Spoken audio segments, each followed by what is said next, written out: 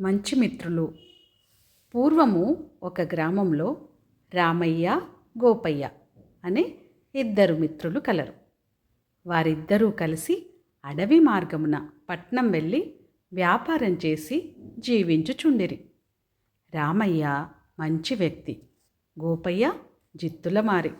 ఎవరినైనా సరే మోసం చేసి ధనం సంపాదించాలనే బుద్ధి కలవాడు.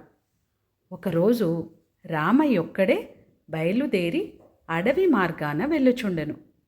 గోపయ్యకి బంధువులు రావడం వలన రాలేదు. రామయ్య మార్గ మధ్యమునకు వెళ్ళగానే పులి అరుపు వినిపించింది. భయంతో పారిపోయే ప్రయత్నంలో అడవిలో దారి తప్పాడు. అర్ధరాత్రి దాటింది.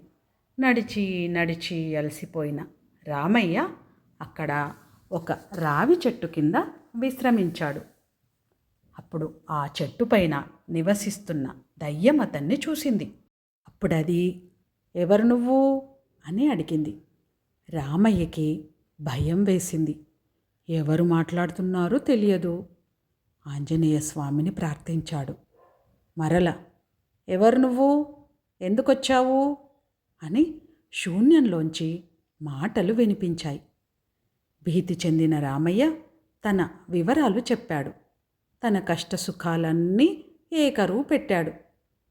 దయ్యానికి అతని మాటల మీద నమ్మకం కుదిరింది. "అయితే నీకు కొంత ధనం ఇస్తాను. ఇంటి వద్ద ఉండి వ్యాపారం మానేస్తావా?" అని అడిగింది దయ్యం. అమ్మో, కాదంటే ఆ దయ్యం ఏం చేస్తుందో అనే భయంతో సరే అన్నాడు. అప్పుడు ఆ దయ్యం అతనికి చాలా ధనం ఇచ్చి, "ఇంకెప్పుడూ ఈ అడవిలోకి రావద్దు, వస్తే చంపేస్తాను" అంది. అనేక మణిమాణిక్యాలిచ్చి ఊరి పొలిమేర వరకు సాగనంపింది. రామయ్య ఇంటికి వచ్చి ఆనందంగా ఉండసాగాడు. గోపయ్య రామయ్యని పిలిచిన వ్యాపారానికి రానన్నాడు. గోపయ్య ఒక్కడే వెళ్ళి వస్తున్నాడు. విషయం చెప్పమని వేధించగా రామయ్య జరిగిన విషయమంతా గోపయ్యకు చెప్పాడు.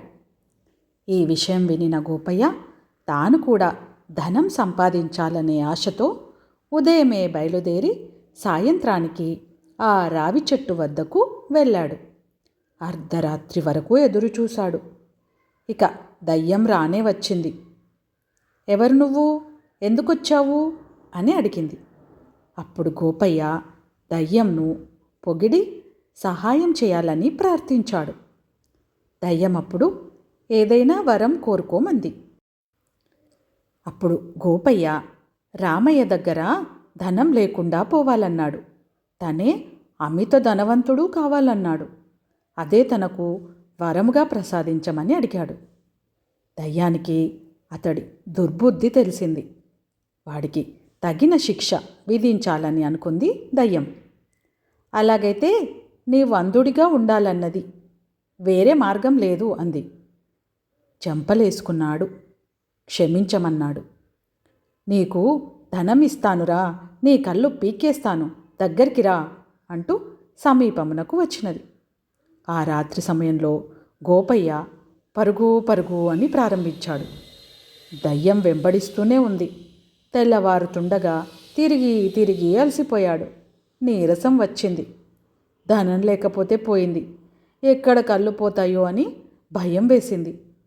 రామయ్య దగ్గరికి వెళ్ళి విషయం అంతా చెప్పి క్షమించమని అడిగాడు. అప్పుడు రామయ్య మిత్రునితో, "ఇక్కడే వ్యవసాయం చేసుకుందాం. ఎవరికైనా కీడు తలపెడితే మనకి అపకారం జరుగుతుంది. అన్యాయంగా ధనం అపహరించాలనుకుంటే మనమే దరిద్రంతో అనేక కష్టములు అనుభవించాల్సి ఉంటుంది" అని హితబోధ చేశాడు. అప్పటి నుంచి గోపయ్య, రామయ్య ఇద్దరు అరమరికలు లేక వ్యవసాయం చేసుకుంటూ మంచి మిత్రులుగా పేరు పొందారు. కొంతకాలమునకు వారికి తగిన కన్యలను వివాహం చేసుకొని సుఖ సంతోషాలతో కలిసిమెలిసి ఉన్నారు.